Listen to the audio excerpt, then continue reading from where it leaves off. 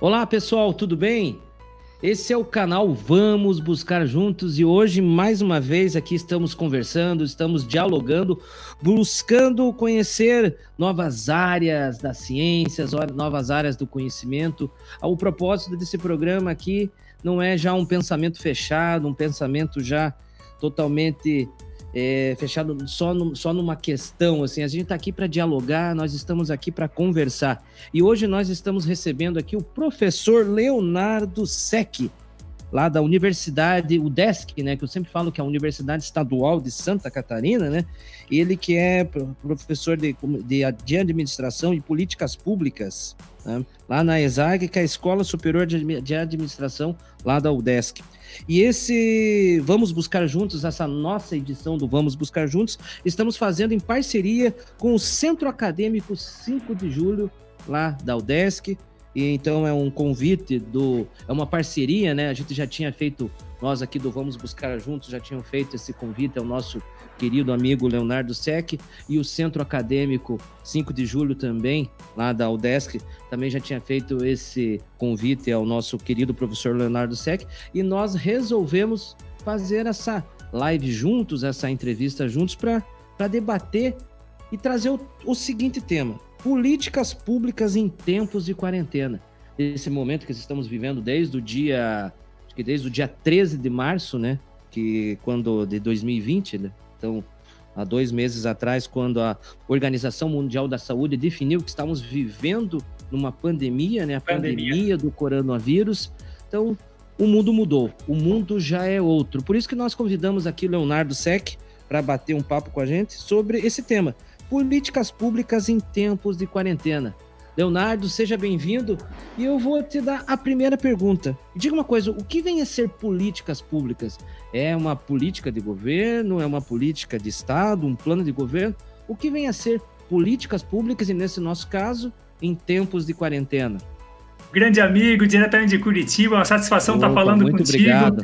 Parabéns pelo teu trabalho, pelo teu canal. Vamos Buscar Juntos, está sendo um sucesso e com certeza eu fico muito satisfeito de participar do teu programa, especialmente nessa conexão com o Centro Acadêmico 5 de Julho, que é o CACIG, né, o nosso Centro Acadêmico dos Estudantes de Administração Pública em Florianópolis, que tem uma atuação nacional como líderes da área de administração pública, líderes estudantis, mas também futuros líderes no serviço público, né? Então, participar desse debate sobre a questão da pandemia, sobre políticas públicas para isso, é nosso dever como docente, né?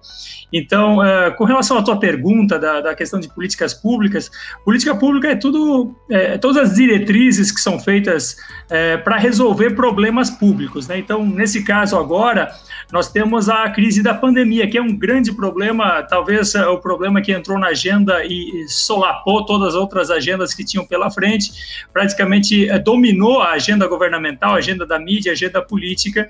Esse problema da transmissão do coronavírus e as mortes decorrentes, o desemprego decorrente disso, é o grande problema público. As diretrizes feitas para combater isso, para minimizar isso, são as chamadas políticas públicas. Opa, interessante. Então vamos dizer assim, e essas políticas públicas, Leonardo, essas políticas públicas já deveriam existir ou elas são definidas, elas são construídas, esse projeto é feito agora? Por exemplo, por exemplo, vamos pegar o caso do Ministério da Saúde, de uma prefeitura.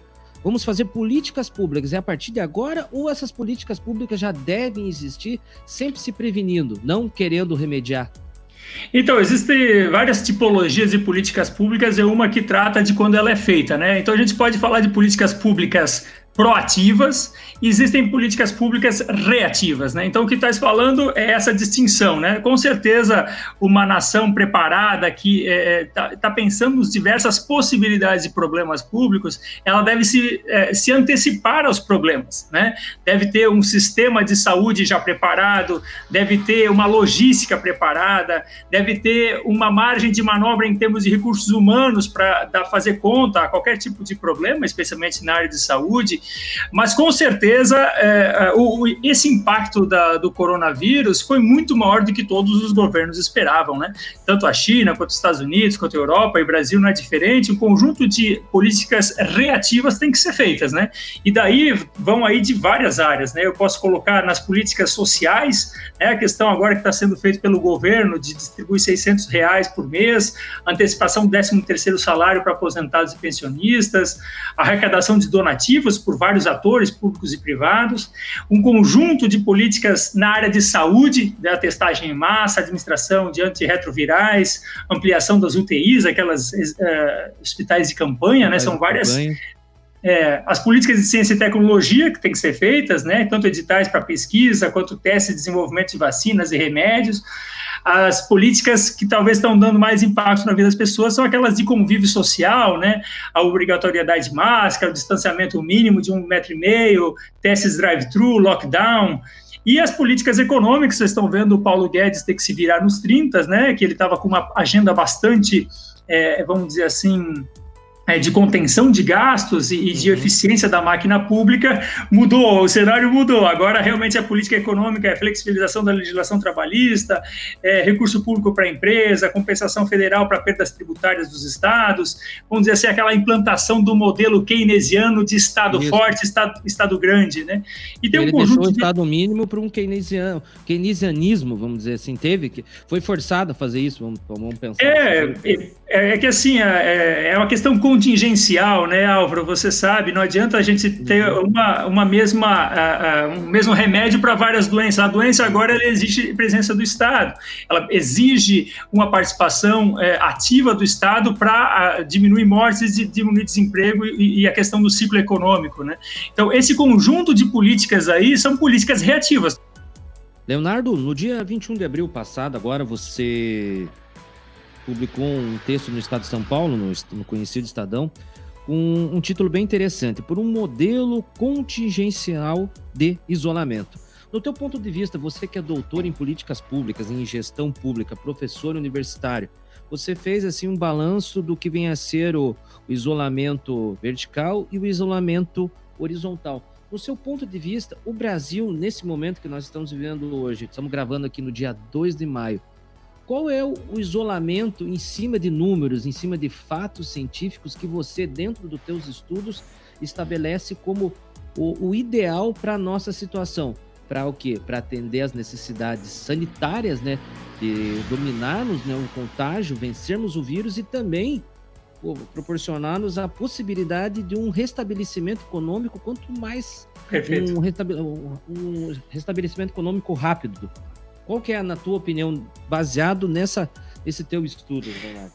Então, Álvaro, esse artigo ele foi uma reação a um debate que estava bastante presente nos meios de comunicação, que era a disputa entre dois modelos, o chamado modelo vertical de isolamento e o modelo horizontal.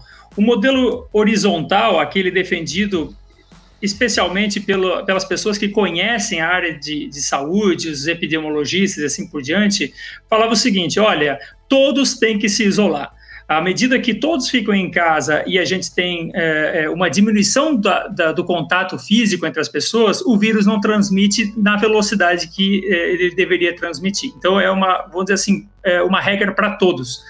Já o modelo vertical, que é aquele que foi defendido pelo presidente Jair Bolsonaro, ele diz o seguinte, que as pessoas que não fazem parte dos grupos vulneráveis, essas pessoas poderiam trabalhar, enquanto que aquelas pessoas que são as vulneráveis deveriam ficar em casa. Então, você isola em casa pessoas com diabetes, pessoas mais velhas, pessoas que tenham recente tratamento de câncer, problemas de coração e assim por diante, e os demais continuam tocando a vida para também manter a economia funcionando, né?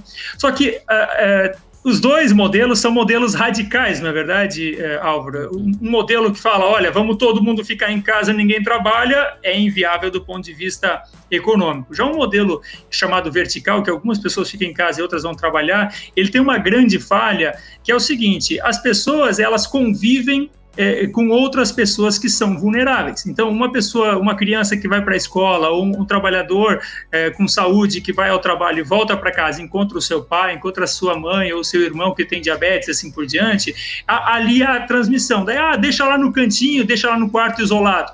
A gente sabe como é que funciona, né? Uma coisa é você fazer a diretriz, a outras pessoas implementarem a diretriz, né? O quanto que as pessoas têm condições de se isolar dentro de casa e pensando nas comunidades mais vulneráveis, nas favelas, nas comunidades, onde que às vezes moram 6, 7 pessoas juntos, é impossível do ponto de vista social brasileiro você fazer um isolamento vertical. Então, o que é o modelo contingencial, Álvaro, e que a gente defende ali no artigo no Estadão? O modelo contingencial diz o seguinte, que existem diferentes velocidades de alastramento da doença em diferentes cidades do Brasil. Nós temos aí cidades pequenas que não teve nenhum caso de coronavírus, não existe uma diagnóstico disso, e existem outras cidades que estão realmente com uma situação bastante grave. Acho que os maiores casos, né, o Amapá está com o maior índice de caso per capita, Manaus, todo o estado do Ceará, especialmente Fortaleza, Recife, em São Paulo, Rio de Janeiro, enfim, a onda ela está atacando especialmente grandes centros, enquanto que algumas cidades isso não está acontecendo ainda de maneira tão veloz. O modelo contingencial fala o seguinte: medidas diferentes para lugares diferentes. Então, dentro de critérios de rapidez de contágio, disponibilidade de leitos, perfil da população, nível de obediência das pessoas às recomendações governamentais, pode-se criar, vamos dizer assim, indicadores para daí tomar a decisão municipalmente ou por região metropolitana ou por estado de adotar mais ou menos restrição.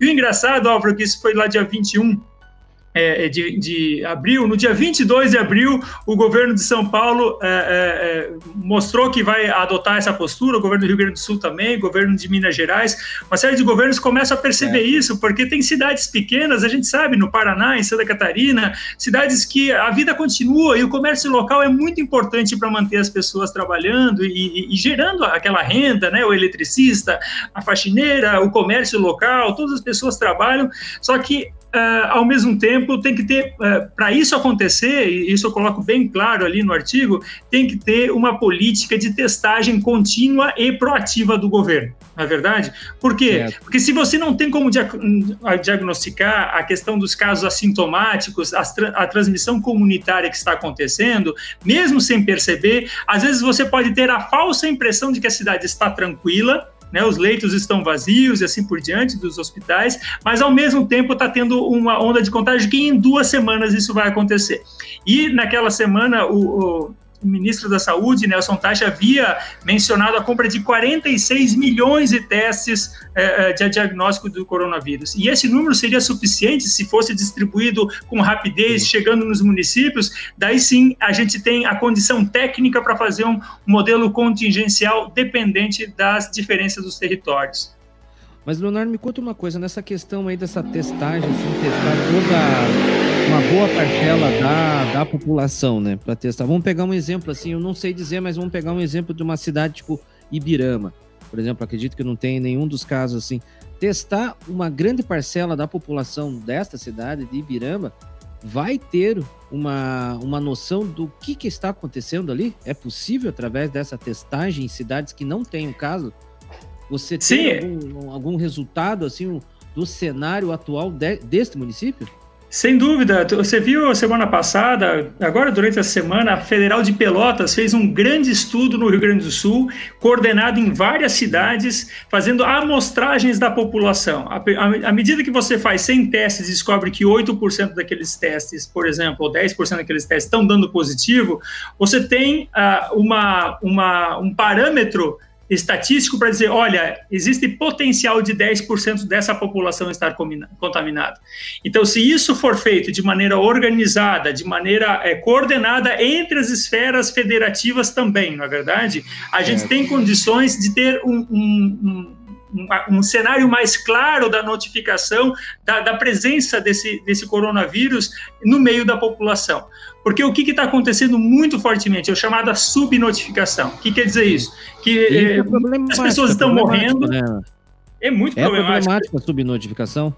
Pessoas morrem sem ter sido diagnosticadas. Manaus está sendo um caso muito grande disso, né? Assim, o número de mortes comparado com anos anteriores muito maiores, mas poucos ainda proporcionalmente com relação ao coronavírus. Então, tem muita gente morrendo, a gente não sabe por quê, mas a gente imagina por quê. Sim. Então, tem que ter o teste, mas o teste também nas pessoas que estão vivas, né? Ou seja, fazer como a Coreia do Sul fez, fazer aqueles drive-thru de testagem, para de vez em quando você poder ter um parâmetro de semana a semana de como isso está evoluindo, né?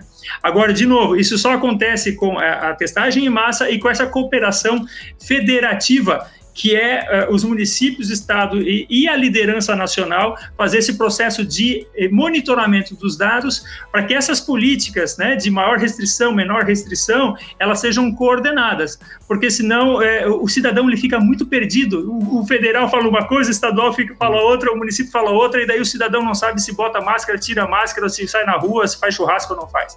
Certo. E me diga uma coisa, você falou que é importante esse engajamento federativo entre municípios, estado, governo federal, tá? Então, assim, analisando, vendo como que funciona o isolamento vertical, né? O isolamento vertical, você convida, então, para as pessoas adentrarem essa vida nova, normal. Me diga uma coisa, aí, nesse caso, também a população é convidada para agir com responsabilidade, né, Leonardo? Por exemplo, fazendo a sua atual parte. Porque nós vemos, assim, por exemplo, estamos vivendo, assim, agora num feriado. A gente viu quantas pessoas viajaram, fizeram churrasco.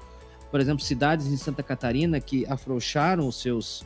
por exemplo, a gente pega o caso de Blumenau, o caso de Chapecó, foram aos shoppings e aumentou o número. A população também tem que fazer a sua parte. Como fazer essa parte? Como que a gente vai chamar a população para se conscientizar que é preciso cada um também desenvolver aquilo que a sua sociedade está lhe pedindo? Sem dúvida, Auro. Eu acho que esse é outro ponto de política pública, que uma coisa é o desenho da política pública. Os governantes, quem faz o chamado fazedor de política pública, dá a diretriz. A outra questão é a implementação dessa política pública, ou seja, o cidadão, o comerciante, o empresário, os hospitais, enfim, o pessoal de saúde terem condições de fazer a implementação daquilo e terem a consciência disso. Eu acho que o principal remédio para isso é a informação, não é verdade? Eu acho que já passou o tempo de a gente falar de que é uma gripezinha, já passou o tempo de falar que isso não vai chegar até a gente, é só olhar os gráficos. E se você me permitir, Álvaro, eu gostaria de compartilhar alguns gráficos. Sim, eu acho importantíssimo para a audiência ver esses gráficos, que são sempre muito, muito ricos, né? Esses gráficos que você sempre apresenta, né? Eu acho que, na verdade, o que a gente tem aqui é uma situação de pico de contágios, né? Tá conseguindo ver agora, Álvaro? Sim. A situação no momento do Brasil, aqueles diagnosticados são 92.630 casos e mortes computadas nesse momento, 6.434. Isso aqui são dados diretamente da Organização Mundial da Saúde, mediados por esse chamado Worldometers, que faz o acompanhamento instantâneo disso, né? Mas a situação é essa daqui, se as pessoas vê aqui qual é que era a situação em fevereiro, depois do início em março e agora em abril, não precisa ser um grande cientista e grande futurólogo para imaginar onde isso aqui vai parar, não é verdade? Não precisa ter grande expertise. Então, nesse momento, estamos com mais de 90 mil casos. Isso aqui tende a crescer nas próximas semanas. A tendência é o mês de maio ser muito dolorido para o Brasil. E esse daí a gente consegue ver os contágios diários. Então, nós tínhamos épocas que tinha 300, 400, 500, agora estamos na casa de 6 mil por dia. E só é 6 mil por dia, Álvaro, porque a gente está testando mais, ou está testando, na verdade, deveria estar testando muito mais, que poderia, pelo número de testes, ter muito mais casos, né? Já o número de mortes, aqui a gente tem um gráfico muito parecido com o de contágio, né? Então, nesse momento, já passamos aí de 6.400 mortes e a questão realmente é muito séria, especialmente para esses grupos chamados grupos vulneráveis, né? Que existe um percentual aí de mortalidade bastante importante dessas pessoas, né, que chega a 15% das pessoas com idade de mais de 70 anos, por exemplo, morrem. Ninguém quer entrar numa roleta russa de 70%, seja para você, seja para o teu familiar, seja para qualquer conhecido nosso, né? Então, esses dados trazem realmente uma preocupação e daí uma projeção de todas as pessoas, inclusive o ministro da Saúde ontem colocou, de que pode chegar a 1.000 contágios por dia. Os Estados Unidos já chegou a 2.500, na verdade, mortes por dia. Então, imagina, mortes, 2.500 mortes por dia, meu amigo, é muita coisa. Nesse momento, essa epidemia já matou mais de 240 mil pessoas no mundo e só está crescendo. Quando chegar na Nigéria, na Índia, na Indonésia, na África, a gente vai ver o bicho pegar, como dizem, né? Comunidades que têm uma estrutura de saúde baixa, que têm uma condição sanitária baixa, que têm convívio social, habitação, déficit de habitação muito grande, que faz que as pessoas realmente estejam juntas. Então, assim, realmente estamos vivendo a maior crise sanitária dos últimos 100 anos. E me diga uma coisa, você que é especialista na questão de políticas públicas, nós vemos assim muita gente criticando, dizendo que outras doenças, né, matam mais.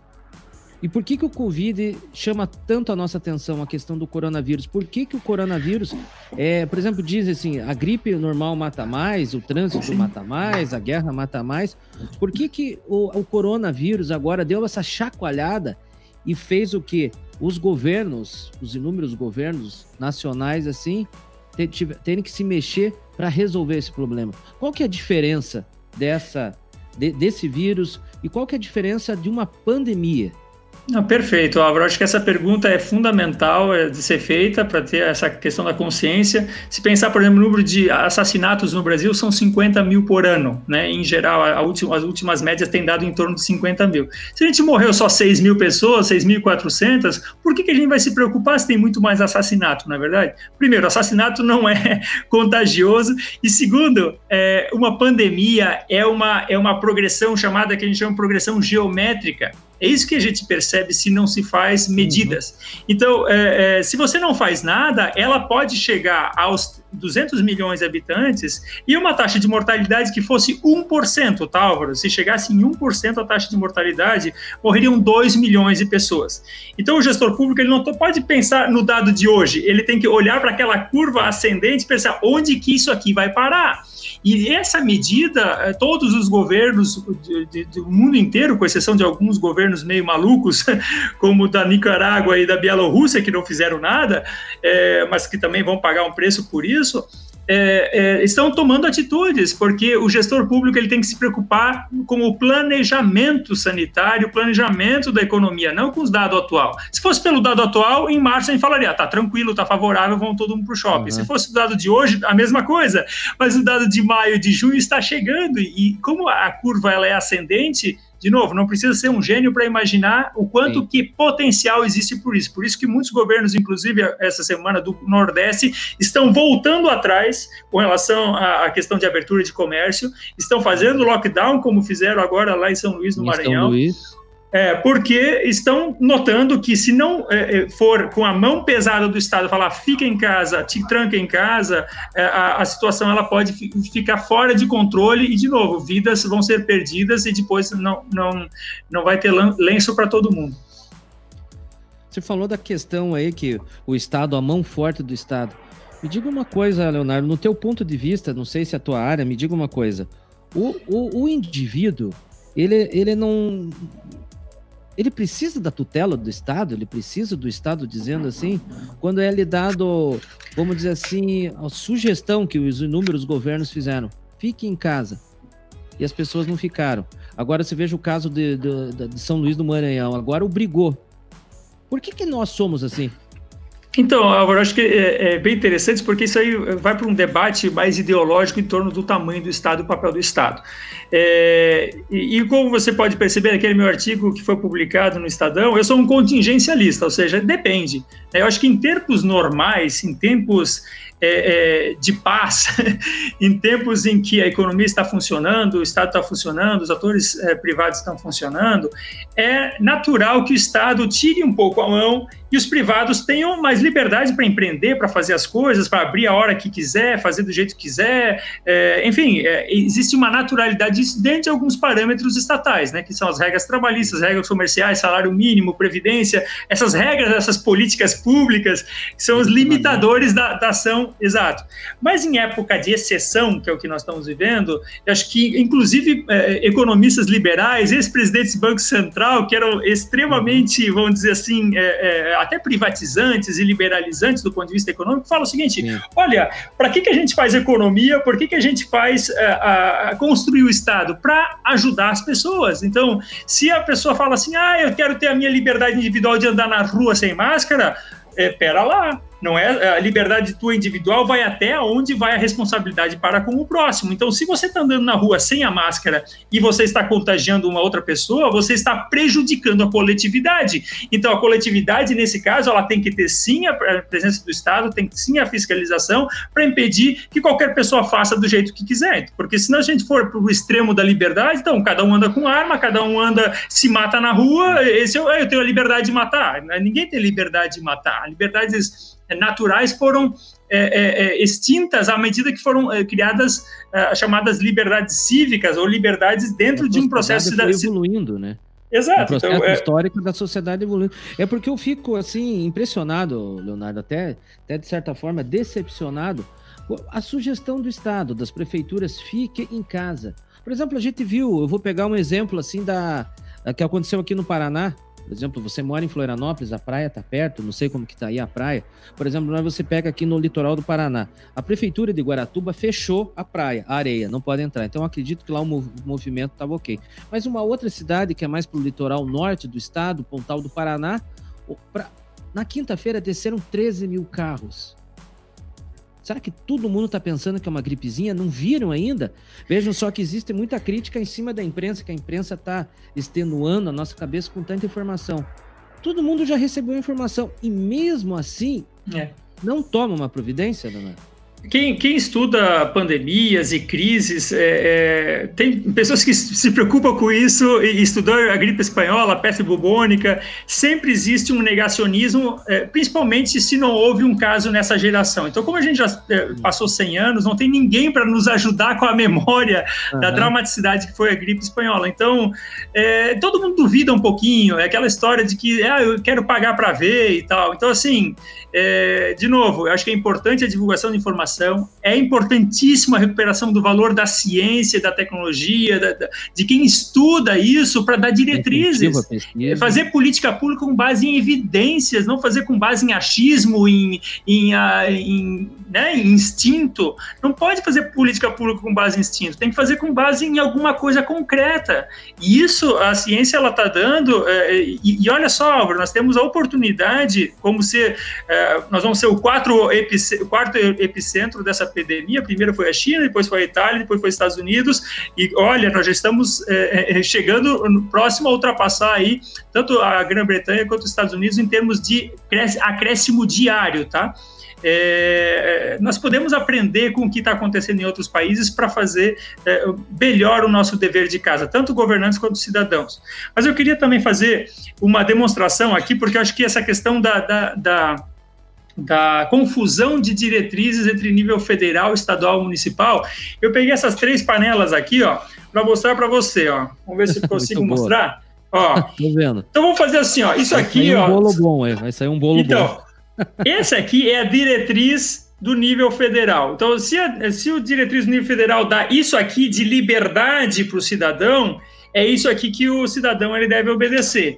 O Estado e o município, eles têm competências concorrentes de determinar as políticas, diretrizes de legislação. Então, se o Estado vem e fala que isso aqui é o que está valendo, é isso aqui que passa que está valendo.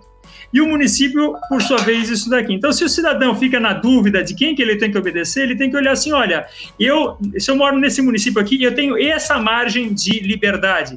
E isso também tem a ver com aquele modelo contingencial, ou seja, em alguns municípios, talvez caiba um lockdown completo, né, como aconteceu lá em São Luís, mas talvez no interior do Maranhão não caiba isso, né? possa ter maior liberdade, como em outras regiões, talvez em algumas regiões do Brasil em que não chegou, possa ter o atendimento apenas da diretriz nacional. Então, isso que é a coordenação federativa e os níveis de restrição da política pública, quanto mais próximo do cidadão, mais elementos, vamos dizer assim, de detalhe a gente tem condições de fazer uma política pública no município. Leonardo, um gestor em políticas públicas, ele é uma espécie, assim, vamos dizer assim, um gestor de prevenção, né? Que o gestor de políticas públicas, ele já tem que estar vendo o que vai acontecer daqui 2 anos, como, por exemplo, todos esses estudos, todos esses gráficos que se mostrou, as pessoas, o gestor lá em fevereiro, ele já tinha que estar prevendo o que está acontecendo agora em maio, né? Por exemplo, eu vendo uma afirmação que eu achei bem interessante, assim, que quando você acha que é exagero, é a hora certa. Quando você acha que é a hora certa, já passou o tempo. Eu acredito que o nosso número de infectados e o número também de mortes não teve, assim, olha só, até esquisito do jeito que eu vou falar, não teve um aumento tão substancial, justamente por causa desse isolamento horizontal que foi feito em números, né? Vamos dizer assim, no país inteiro, né? Sem dúvida, Álvaro, eu acho que o nosso estudante de administração pública, gestor de políticas públicas, administrador público, ele tem que ser preventivo, né? Ele tem que fazer política pública pensando na projeção dos dados, que a gente falou da importância do planejamento. Mas, ao mesmo tempo, esse gestor ele tem que ser capaz de responder à crise. Então, um administrador público que vai trabalhar na área de logística, ele tem que ter a capacidade de compra, a capacidade de distribuição, tem que ter esses fluxos bem desenhados e poder responder com velocidade às demandas que são feitas na emergência.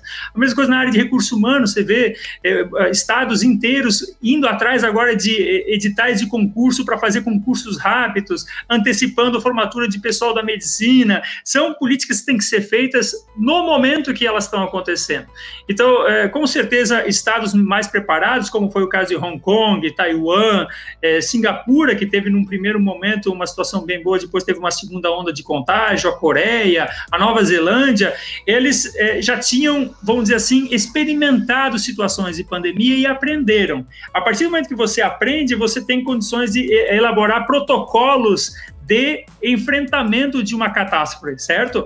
Então, na China, no Japão, por exemplo, quando tem um terremoto, eles sabem como fazer. Todos os cidadãos, as crianças sabem que tem que se enfiar debaixo das mesas e assim por diante. Todo mundo sabe como tem que fazer. Como nós não temos essa memória, a gente não viveu um processo tão agravado de doença transmitida pelo ar, tão, vamos dizer assim, galopante como essa, a gente está tendo um pouco mais de dificuldade para isso e tem que responder de forma reativa. Mas são essas duas funções, planejamento mais capacidade de resposta emergencial. É interessante que você falou que na nossa geração não tem ninguém que viveu, né, um problema. Vamos dizer assim que até aqueles que foram combatentes da Segunda Guerra já são pouquíssimos que estão aqui. E quem viveu a gripe espanhola, ninguém, eu acho que está aqui para dar essa opinião. E uma coisa até que eu queria colaborar contigo, que eu acho bem interessante, o meu bisavô, que já é falecido há muitos e muitos anos, e olha só, ele morava em Ponta Grossa. Pensa, em Ponta Grossa, 100 quilômetros de Curitiba. Ponta Grossa foi assolada pela gripe espanhola. Ele conta assim que os corpos estavam na frente de casa. E vejam só, a gripe espanhola, lá atrás, acho que em 18 ou 19, chegou através dos portos no Rio de Janeiro e no Recife.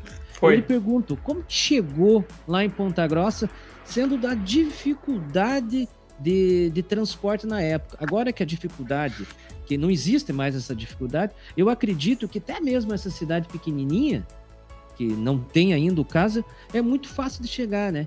É muito mais fácil hoje, Álvaro. Hoje em dia, nossos meios de comunicação são mais rápidos, a nossa conectividade é muito maior, a gente realmente não tem desculpas, e assim, até com relação a essa questão de que não estão mais vivas as pessoas para contar a história da gripe espanhola, mas é para isso que serve a ciência, né? Estudos históricos, estudos epidemiológicos, a gente não precisa ter pessoas vivas aqui dando entrevista na televisão, a gente pode ler, a gente pode ver documentários, a gente tem história para isso, para a gente aprender e fazer melhor num segundo momento, na verdade, mas para isso, eu acho que você foi perfeito naquilo. A população ela tem que se conscientizar, ela tem que parar de acreditar em um monte de fake news que chega no celular e começar a pesquisar de forma autônoma, de forma crítica, contrastando uma fonte, contrastando outra e escutando as autoridades sanitárias, escutando as autoridades, para isso que a gente elogiou essas pessoas. Então, ficar contestando isso é querer se contaminar ou contaminar o seu próximo, o seu irmão ou alguma pessoa que logo esses números vão virar rostos e daí sim o drama vai ser muito maior. Que um grande equívoco é transformar um problema sanitário em disputa política, né? Eu acho que é aí que vamos dizer assim, a gente não está preparado para esse tipo de responsabilidade tão grande. Eu vejo que o corona conseguiu chacoalhar todo mundo, né? E a responsabilidade, nós estamos sendo chamados para ser responsáveis, né? O Brasil, Álvaro, está tendo uma tempestade, eles chamam de tempestade perfeita, né? Perfeita do ponto de vista de catástrofe, né? Porque é uma crise sanitária, uma crise econômica e uma crise política, as três simultaneamente. Então, tem que realmente ter muito jogo de cintura, tem que ter muita paciência, muita serenidade, muita informação para a gente conseguir se posicionar frente a isso. Eu digo especialmente para os alunos de administração pública, a capacidade de se reinventar, né? De pensar como é que vai ser a sua atuação profissional após a pandemia, como é que vai ser o nosso estilo de vida, o nosso plano de carreira. Eu falo isso por mim, eu sou professor da universidade, a minha profissão mudou, ela não existe mais do jeito que era, ela mudou. Em 2 meses. Em dois meses. Então, assim, nesse momento eu estou fazendo essa live, isso aqui é o novo normal, não é verdade, Álvaro? Esse é o novo normal. Então, assim, aulas à distância, mecanismos diferentes de interação, aproveitamento da tecnologia, tanta coisa que estava, vamos dizer assim, no limite para ser implementado, mas por uma questão de resistência à mudança, de conforto e assim por diante, as pessoas não iam, agora vão ter que ir. Vão ter que aprender e com oportunidade, né? Oportunidade para se reinventar. Eu acho que isso tem muita coisa de mundo novo que é muito bacana também, né? Olha, como é que eu posso me atuar pós-pandemia do ponto de vista de gestão pública, de políticas públicas, administração pública, que pode ser, a minha opinião, uma revalorização dessas funções. Eu acho que mais do que nunca o cidadão, enfim, os meios de comunicação percebem que ter bons gestores públicos, ter boas pessoas com capacidade de implementação, análise e avaliação de política pública é mega importante. A área de Big Data, inteligência artificial aplicada para a gente conseguir monitorar essas questões, tudo isso são oportunidades profissionais que se abrem para quem estuda administração pública. O corona está chamando a gente ao trabalho, né? A gente tem que, como você mesmo falou, assim, trabalhar com a história, trabalhar com a ciência, ver com os exemplos que já aconteceram, né? Eu quero trazer por exemplo, pensando aqui no teu artigo também e fazendo assim um paralelo, né, com Santa Catarina. Santa Catarina deu uma afrouxada agora, né? Uma questão, acho que de uns 10 dias aí. E você coloca aqui o caso de Singapura no teu artigo. Em Singapura foi assim, teoricamente eles tinham contido o avanço do vírus, foram para trás e aí o vírus veio com tudo. De certa forma, é uma coisa que está acontecendo em Santa Catarina também. A gente vê os casos, como que aumentou o número de infectados, tanto em Blumenau como em Chapecó.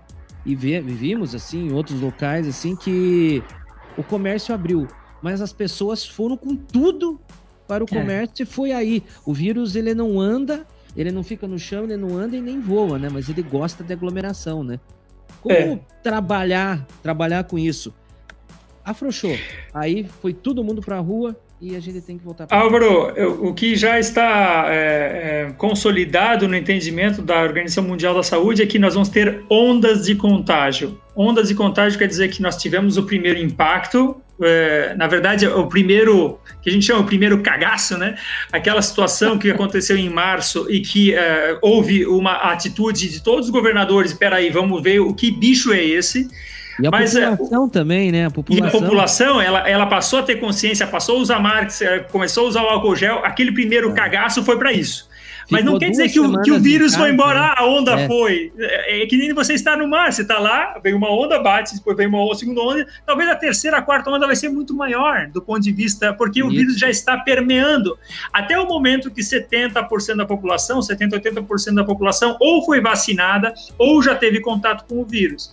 Então a preocupação do gestor público que é fazer com que essa curva ela seja menos, vamos dizer assim, pontuda e mais achatada, para que as estruturas sanitárias tenham condições de atender, não é verdade? Porque se você não fizer isso, vai acontecer o que está acontecendo com Manaus, o que aconteceu no Equador, o que aconteceu na Itália, em Bérgamo, não tinha leito de hospital para todo mundo, pessoas sem respirador e outras situações que chegavam a ter que decidir quem ia morrer. Assim, é muito triste chegar nessa situação. Então, ondas de Janeiro já está com esse protocolo.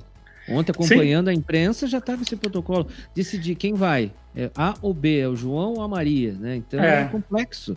Não, e tem que fazer mesmo, porque se você coloca o critério de idade, percentual de chance, enfim, tem comorbidade, você pode criar indicadores para dizer se a pessoa tem 5 estrelinhas, 4 estrelinhas ou 3 estrelinhas, quem tem mais estrelinha pode talvez ficar sem o respirador, quem tem menos, enfim, isso aí são os protocolos do pessoal da saúde que tiram um pouco o peso do médico de ter que escolher quem vive e quem morre, porque essa realmente não é uma situação que ninguém vai para casa tranquilo dormir numa situação como essa de ter escolhido a morte de alguém, né? Isso realmente é muito triste. E para isso que servem essas medidas de contenção, medidas de consciência, de que as pessoas, se puderem, fiquem em casa para poder fazer o achatamento da curva. Eu vejo uma questão de uma complexidade, assim, de como o gestor público tem que atuar, né? Porque o gestor público tem que fazer todo esse planejamento de políticas públicas e também ver como que a população que ele está trabalhando vai agir. O que acontece atualmente, assim, tem muita gente assim, que a gente vê, que a gente troca informações que fala, não morreu tudo aquilo que falaram. Então, não disseram que ia morrer 100 mil, só morreu 6 mil. Então não está acontecendo nada. Daí vou para a rua por causa disso, né? Então você veja assim, que o gestor público também tem que trabalhar com esse tipo de como que a pessoa recebeu essa informação, porque aquele tipo de coisa, assim, igual eu estava vendo certas informações, o ápice, né, o pico da curva, chega uma hora ou outra ele chega, ou ele chega normalmente, né, ou ele chega normalmente porque foi indo, ou aquela coisa, as pessoas, o cidadão afrouxou, foi pra rua, aí ele chega e vem com tudo, né, Leonardo? Não, sem dúvida, eu acho que isso aí tem muito a ver com o capital social, né?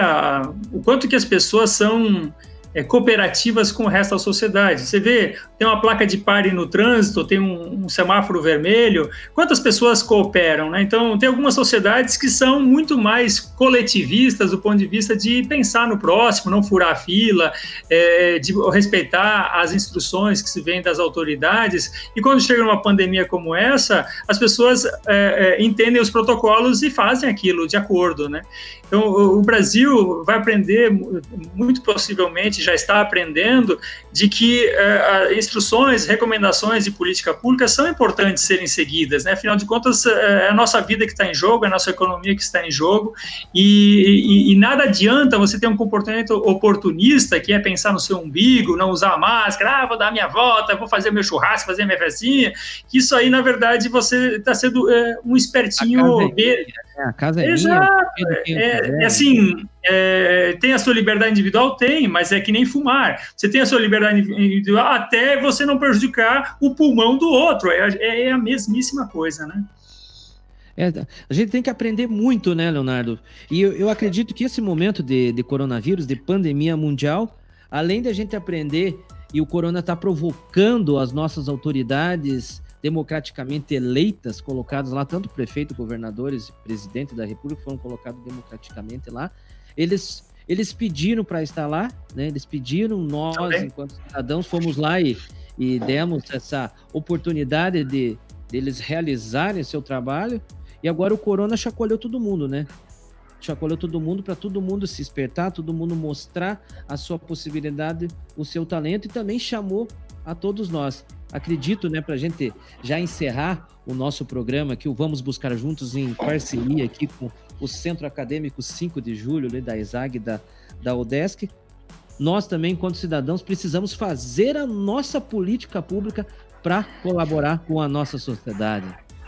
Sem dúvida, políticas públicas e também as nossas políticas privadas que sejam condizentes com isso, né, Álvaro? Parabéns pelo teu trabalho. Eu acho que o recado que fica é esse, valorização das políticas públicas como instrumento de coordenação social, tanto para a questão do emprego, quanto para a questão da saúde e para outras questões todas da vida, que envolve o meio ambiente, que envolve assistência social, que está precisando muito, né? E a gente ter também a valorização da ciência, né? Eu acho que as evidências, os dados, a gente precisa... a sociedade, ela saiu do seu obscurantismo e entrou no iluminismo por isso, né? Porque a gente começou a ter mais racionalidade nas nossas informações, nas nossas indústrias, nossos governos, e na biotecnologia, nas máquinas, nos carros, nos aviões. A ciência é que leva a gente à Lua, leva a gente ao espaço, leva a gente a ter, vamos dizer assim, vacinas contra esse tipo de doença, né? E a ciência social aplicada, que é a área de administração pública, políticas públicas, são áreas de ciências sociais aplicadas, também tem o seu valor exatamente nesse momento, né? Fazer com que as políticas públicas sejam tecnicamente consistentes, socialmente sensíveis e politicamente viáveis. Acho que esses três elementos fazem uma boa política pública. Fomos chamados ao trabalho. Governo, nas três esferas, e nós, enquanto cidadão, enquanto indivíduos. Vamos ter que buscar juntos, né? Buscar juntos. Vamos buscar juntos a resolução dos nossos problemas econômicos e também a cura desse vírus. Muito obrigado, Leonardo, pela tua participação. Um grande abraço para você. Um grande abraço a você, todos os alunos e teus ouvintes. Obrigado, Leonardo. Um abraço. Um abraço. Gostou da entrevista? Então, curta aí a entrevista, compartilhe com teus amigos, se inscreva no canal, compartilhe. Vamos buscar juntos. Hoje nós viemos buscar juntos entender um pouco mais sobre gestão de políticas públicas, conversando com Leonardo Sec, principalmente agora, nesse momento de pandemia do coronavírus, onde fomos chamados a exercer o nosso protagonismo. Então, exerça o teu protagonismo aqui junto comigo. Se inscreva no canal, ative as notificações, compartilhe com os amigos, porque daí nós vamos poder crescer cada vez mais e mostrar esse tipo de conhecimento para muito mais pessoas. Agradeço a presença de vocês, agradeço também a tua inscrição no canal e vamos buscar juntos.